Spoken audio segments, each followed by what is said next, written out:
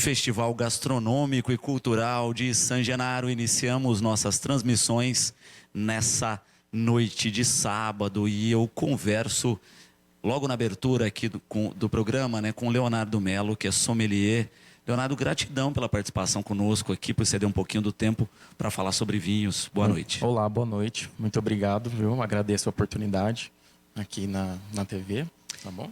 Queria falar um pouquinho de como surgiu o seu interesse, né? Você me falava que inicialmente você fez gastronomia. Sim, eu comecei no mundo da gastronomia, sempre me identifiquei na cozinha e quando eu comecei a fazer a gastronomia, a minha primeira aula, para você ter ideia, foi a aula de enologia. Isso me encantou muito, aonde eu comecei a estudar mais sobre os vinhos, entender mais a harmonização, entender a diferença de algumas uvas. E isso foi me instigando e hoje isso é o que eu trabalho, é o que me impulsiona aí para a felicidade. Eu gosto muito de trabalhar nessa área do vinho. Na verdade, todos que trabalham no mundo do vinho falam a mesma coisa. Quando você entra no vinho, você não sai. Exato. E não dá para falar de gastronomia sem falar de vinho, né? Se fala Com muito certeza. de harmonização de sabores, enfim, né? De que vinho combina com cada prato, Sim. etc. E a gente conversava aqui antes do programa entrar no ar, né? Uma das coisas bacanas que a gente vê no Brasil hoje, na produção de vinhos no Brasil, é a questão da diversificação e do aumento da qualidade dos vinhos, né? Antigamente a gente tinha, né, você tomava muito em quantidade, no sentido de, né, garrafões de 5 litros, sim, de origem não muito meio duvidosa na produção, sim, aí, vinhos com muito corante, com muito açúcar. Exato. E hoje isso tem mudado radicalmente no mercado. Isso. Hoje nós temos aí uma certa rapidez no consumidor final. Ele está procurando mais saber sobre o vinho. Isso eu vejo que por causa da qualidade dos vinhos hoje que o Brasil oferece, né? E o que diferencia nessa parte aí hoje nós estamos aqui em Batatais, né? Sim. Aqui no Sudeste eles estão fermentando a questão do enoturismo. Aqui perto temos três vinícolas, né? Dentre elas tem uma no distrito de Ribeirão Preto, que é Bonfim, né? Uhum. E isso está trazendo mais consumidores a sair daquele vinho de mesa, que, conforme você falou, os vinhos de garrafão, né? É cultural o brasileiro tomar vinho doce, isso é normal. Só que estamos vendo que isso está mudando, porque o consumidor final está procurando vinhos secos, vinhos que aí tem uma qualidade superior. E de fato, né, um fenômeno que vem carreado com outras bebidas, né? A gente viu na nossa região um pouco antes, né, o fenômeno aí das cervejarias artesanais, né, que tomaram conta, etc. E agora a gente vê com o vinho. E aqui a gente tem, né, alguns rótulos, alguns vinhos, para a gente poder comentar um pouquinho. Você falava do vinho de mesa, mas mesmo o vinho de mesa, que é o tradicional tinto suave, etc., exato, que é o vinho mais doce, quando a gente pega, por exemplo, esse tinto de mesa da Garibaldi, aí que está na ponta, né, um Bartolo, ele já tem uma produção também diferenciada de qualidade. Sim, exatamente. Eu trouxe 2 rótulos para vocês identificar. Uhum. Você, consumidor, quando estiver aí procurando um vinho. Aqui temos a linha da Garibaldi. Todos esses vinhos são da vinícola Garibaldi, tá? Ótimos vinhos, por sinal. Esse primeiro vinho aqui é um vinho de mesa. A característica do vinho de mesa já até fala, mesa. Uhum. Ele é feito de uvas que é sobre a mesa. Vamos remeter isso, né? Que são uvas mais doces, né? São uvas mais simples, né? E hoje, as uvas de mesa, a produção é para fazer esses vinhos e também para consumo, tá? Quando nós falamos de um vinho fino, aqui no rótulo tem a palavra fino. Se vocês perceberem nesse rótulo aqui, ó. Quando aparece a palavra fino, quer dizer que ele é feito de uva seca. É conhecido tecnicamente que é chamado vitiviníferas. Às vezes, se não tivesse a palavra no começo, vai ter atrás do rótulo, tá? E aqui no vinho de mesa, se não tivesse mesa, vai estar escrito uvas americanas, tá? A diferença é que o de mesa, o bago da uva ele é mais ele é maior e mais fino. Então, na hora de fazer a fermentação, você tem um vinho mais simples. E aqui o Cabernet Sauvignon, o bago é menor, tem a semente que vai trazer o tanino, que vai deixar o vinho mais adstringente em boca, né? E o que é legal também é que o vinho seco, né? O que ele traz para nós em boca? Ele traz acidez. A acidez de vinho é quando nós colocamos o vinho, quando nós tomamos o vinho e nossas papilas degustativas começam a salivar. Isso influencia a gente tomar o próximo gole. Quando vamos ver, já tomou uma garrafa toda. Perfeito. Tá? E o vinho seco, normalmente, ele harmoniza melhor com os pratos, não é? Exatamente. Quando falamos de harmonização, sempre falamos mais de vinho seco, tá? Existe vinhos doce, que é o correto. Hoje na harmonização, os vinhos de sobremesa, que chamamos os vinhos doce, harmonizamos com sobremesas, tá? Claro, a harmonização, existe técnicas de harmonização, só que, porém, nós consumimos da forma que gostamos, tá? Isso. Eu sei que tem muitos consumidores que estão nos assistindo agora que gostam de vinho mais doce. Isso é uma questão de cultura, o Brasil está mudando, tem como mudar, existem alguns métodos. Por exemplo, existe dentro da Garibaldi um vinho que é feito de uva seca, que é o nosso Cabernet Franc. Ele é feito de uva seca e quando eles estão fermentando, eles param a fermentação e fica esse residual de sacarose, o açúcar natural das uvas. Então ele tem essa característica do seco, mas um pouquinho mais doce. Em boca, o cliente vai sentir a doçura. Não vai sentir nada adstringente, eu posso garantir. Só que a diferença é que ele não é tão doce como o vinho de mesa. Tá? Algumas vinícolas adicionam água e açúcar. Isso que diferencia a qualidade do produto. Então, às vezes, pode ser isso que está te dando ressaca no outro dia, o açúcar. Lembrando que o álcool ele já vira açúcar no nosso sangue, mais açúcar e já dá uma complicação aí. Por isso que, no outro dia, alguns vinhos...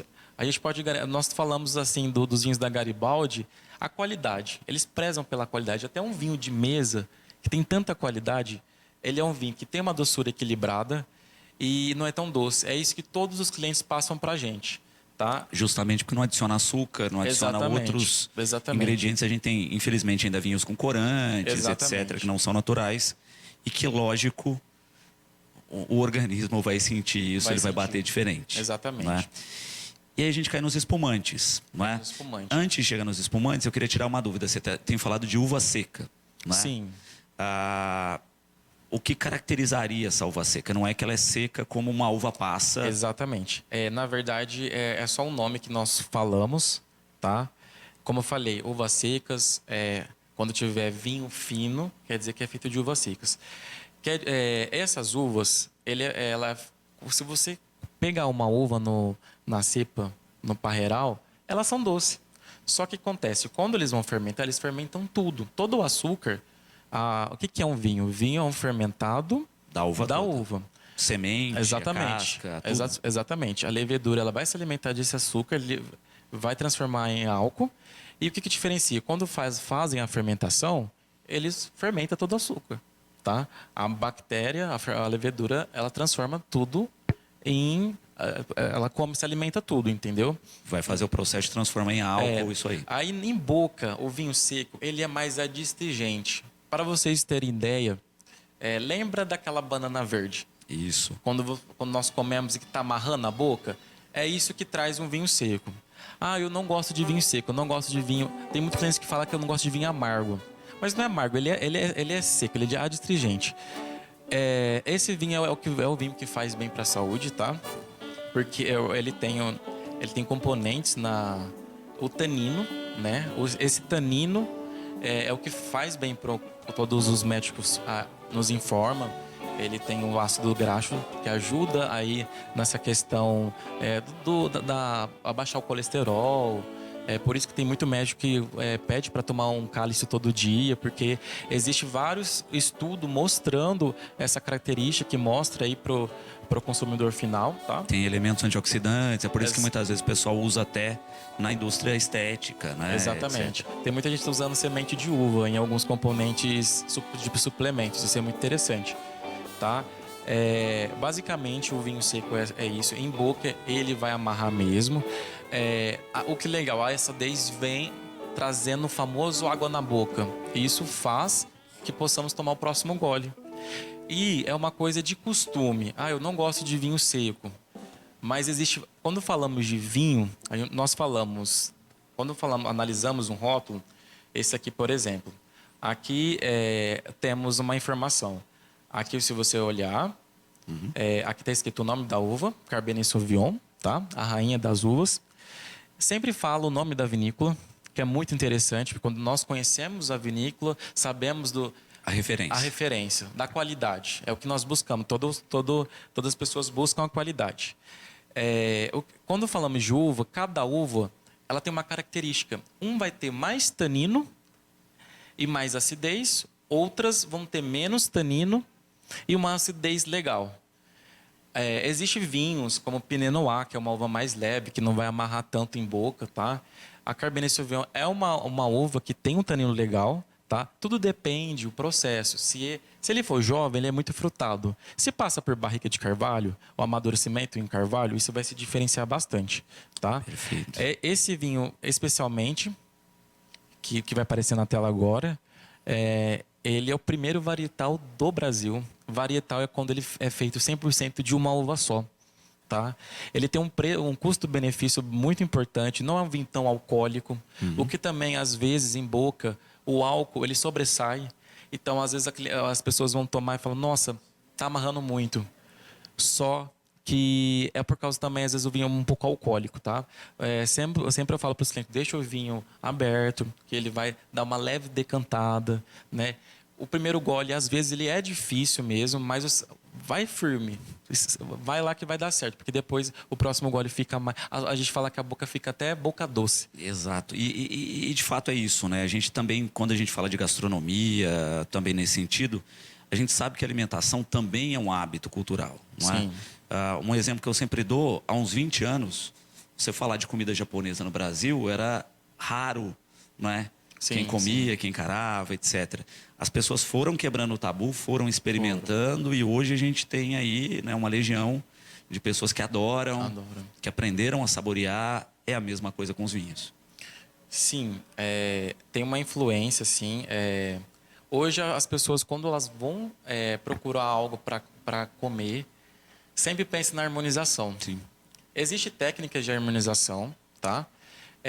Como eu falei, existem as técnicas, só que cada um consome a forma que sempre, às vezes, é uma coisa sua. Você sempre tomou vinho doce, às vezes com uma pizza de calabresa com queijo. Tá? Aí seu paladar vai se ajustando. Exatamente. Ao seu hábito. O que é legal, a tecnologia ela veio para nos ajudar a ter mais conhecimento de algumas coisas e o que está em volta da gente também, as redes sociais.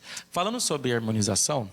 Agora nós estamos entrando aí nos espumantes. Os espumantes, exatamente. Espumantes que o pessoal até pouco tempo atrás chamava tudo de champanhe. Champanhe, exatamente. E que agora champanhe é só o que é produzido na França, numa região característica. Exatamente. Isso demorou um pouco, né? A França, ela entrou com um processo de ser totalmente denominação daquela região, a região do norte aí da França, que é Champagne.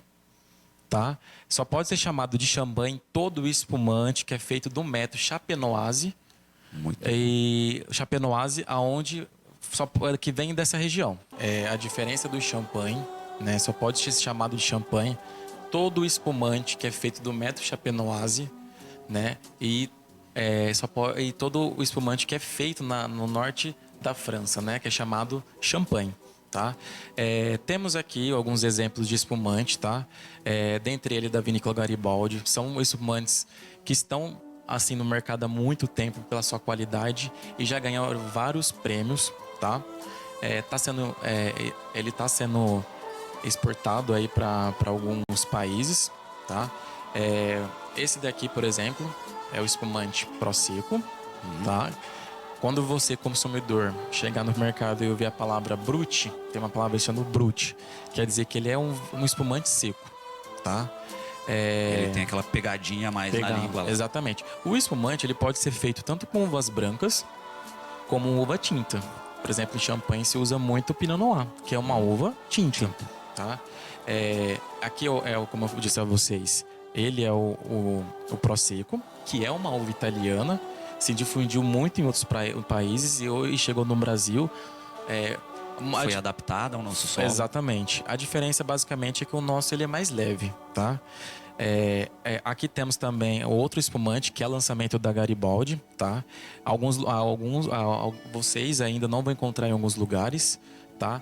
É um brute também, ele é seco. A diferença dos dois é o sabor em boca, tá? O próprio Prosecco, ele tem uma leve amanteigada, tá? E o sabor único do Prosecco. E o Viognier, que é uma uva francesa, tá? Ele é mais aromático, mais leve e tem bastante borbulha, na qual chamamos a borbulha de perlage, tá? Para identificarmos espumante de qualidade, temos que analisar as borbulhas. E aí é interessante a gente falar da borbulha porque ela é natural, né? Ele não é gaseificado como refrigerante. Para fazer um espumante, usamos, como eu falei, dá para usar as uvas brancas e fazer algumas assemblagens de uva tinta. No caso, existe dois métodos: método Charmat e método Chapenoise. Aqui no Brasil, o cliente vai achar com o nome de tradicional, tá? É feito primeiro uma fermentação em tanque que aguenta bastante pressão, adicionado as uvas, a levedura, né? Essa levedura, ela vai se alimentar do açúcar da uva, vai virar álcool e vai fecundar com a outra e liberar gás carbônico, tá? As borbulhas. Para analisarmos a qualidade do espumante, temos que analisar a borbulha. Quanto mais fininha ela for e mais devagarzinho ela vai subindo na sua taça, quer dizer que é um produto de qualidade e é um produto que ele vai explodir na sua boca, né? O espumante ele tem que ter essa sensação em boca. Além das notas, que muitas frutas, que vai encontrar bastante frutas amarelas, que a gente não encontramos. Tudo depende do processo, tá? Esse é o processo de Charmat, que é essa fermentação em tanque, que aguenta a pressão. O tradicional, o Chapenoise, que é usado na França, que é o champanhe, eles fazem essa fermentação e depois dessa primeira fermentação, esse líquido já fermentado, eles colocam em garrafa, essa garrafa mesmo de espumante, é adicionada aquela tampinha de cerveja, aquela tampinha de alumínio, mas antes eles adicionam mais açúcar e adicionam a levedura. O que vai acontecer? É um processo de 6 meses a 12 meses, tá? Isso é feito no local onde não tem choque de temperatura, tá? Costuma ser bastante úmido. Sem luz. Sem luz, exatamente, que a luz faz total diferença aí no nosso produto final, tá? E depois que é colocado na garrafa, a levedura, ela se alimenta desse açúcar e ela não tem como mais sobreviver porque ela não tem mais alimento. E é um processo onde eles giram a garrafa 360 e essa levedura ela cai bem aqui na ponta. Caindo aqui na ponta, depois eles adicionam nitrogênio aqui na tampa e retiram esse residual de bactéria. Algumas vinícolas fazem um processo de deixar essa borra de levedura. Isso vai ocasionar uma questão aí química que vai trazer um vinho mais untuoso, um vinho espumante, que você vai ver que ele tem um peso em boca, tá? Porque os vinhos brancos espumante, no caso, eles são mais leves, mas no caso vai trazer isso, tá? Já é proposital. Exatamente. E depois que é retirado essas leveduras mortas, é engarrafado. Na França, né? Eles deixam 12 meses, são 6 meses desse processo, deixa mais 12 meses guardado, né? Tem reportagens falando que a França, se amanhã acabasse a produção de champanhe, eles têm aí mais para 22 anos. Muito bom, muito bom. E aqui a gente tem um tradicional da Garibaldi, né? Que é o espumante rosé, que agora está em nova embalagem. Exatamente. Esse daqui é o vinho Moscatel, né? Ele está com uma embalagem fenomenal. Essa embalagem, ela fala muito bem do que tem dentro da embalagem, né? É o queridinho aí da Garibaldi. Premiado. Ele já ganhou entre os melhores do mundo, tá? Nesse caso aqui, nós trouxemos da Garibaldi um espumante rosé. O espumante rosé, basicamente, ele é feito usando a uva moscato, né? Que é a Moscatel. Eles adicionam, para deixar essa coloração rosé, é adicionada algumas cascas de uva tinta, que traz essa tonalidade, aonde alguns clientes falam que é mais doce, mas não, na verdade ele só vai liberar aromas mais frutado, frutas vermelhas, morango, framboesa e tudo mais, tá? Mas pelo aroma nos dá a sensação de doçura. Exatamente, isso faz todo o diferencial, tá? Essa embalagem é uma embalagem nova, né? É aquele vinho que harmoniza com sobremesa, porque ele, na verdade, assim, para quem gosta de um vinho ou um vinho doce, ele vai harmonizar com bastante alimentos aí e pratos. Nesse caso aqui, a técnica da harmonização, o moscatel, vinhos doces, sobremesa, ele vai harmonizar com sobremesas, tá? Esse caso aqui, o que legal, tem clientes que tomam vinho seco e o único vinho que eles consomem doce é o moscatel, porque a borbulha ela vai inibir ela inibe essa doçura. Além do moscatel ser uma doçura leve, nada muito doce, as borbulhas, que é a perlagem, que chamamos de perlagem, traz esse diferencial em boca, tá? Perfeito. E eu fiquei sabendo que essa embalagem aí, ela muda ao longo do ano, não é? O pessoal tá falando aí que ela tem uma para cada estação do ano. Na verdade não é esse produto, tá? Eu vou te mostrar. É esse produto aqui, ó. Que tá aí atrás. Esse daqui também é lançamento da Garibaldi, tá? Esse aqui é um espumante. Vai aparecer aí na tela. Esse aqui é o espumante da Garibaldi, é o Prosecco Sweet. A palavra sweet significa doce. Mas na verdade não temos um espumante doce, temos um espumante demi-sec. E esse espumante demi-sec é para aquele público que às vezes, nossa, hoje eu vou tomar um vinho. Só que às vezes vai tomar vinho com uma pessoa querida e a pessoa não gosta de vinho seco. E aí acaba, não é? De fato fazendo esse diferencial. Exato. E em boca ele tem uma doçura leve, tá? Mas o que persiste, ele não vai ser um espumante tão doce, tá? Ele tem uma doçura, algumas pessoas falam que é meio a meio, mas em boca ele persiste mais a doçura mesmo, tá bom? Perfeito. E o bacana também, né, eu acho que até para dar curiosidade para o pessoal, é entrar na plataforma, entrar no site, conhecer essa diferença, essa variedade, né, que também traz um pouco das informações. Com certeza. Para quem tiver mais interesse, primeiro, com certeza, vem a nossa festa, né, San Gennaro, que temos todos esses espumantes para degustação, tá? E o pessoal bate um papo muito bacana lá muito legal, damos barraca. Assessoria ali também. E o legal, interessante, todos os espumantes aqui tá com preço bem melhor que você vai encontrar em empório e também supermercado, tá? Aproveitem que tem bastante produtos. Amanhã vai ser o último dia, tá? Quem quiser conhecer os nossos produtos pode entrar em contato no Instagram, tem lá a página. E também nós encontramos aqui no caso em Batatais, encontramos no Real e também na Rede Nori, tá? Maravilha. Leonardo, só tem a agradecer esse bate-papo, não é? Dividir um pouquinho conosco o conhecimento. E para você, né, que ficou curioso aqui, daqui a pouquinho tem sorteio aqui pela Educadora, tá certo? Para quem prestou atenção na aula, eu vou colocar umas perguntinhas na nossa rede social e quem responder primeiro vai levar alguns desses espumantes para casa, tá certo? Querido, gratidão imensa. Eu que agradeço. E fica sempre o convite aqui para participar com a gente. Agradecido. Bom, nós vamos a um rápido intervalo e voltamos já com todas as atrações do Festival Gastronômico e Cultural de San Gennaro. Não saia daí.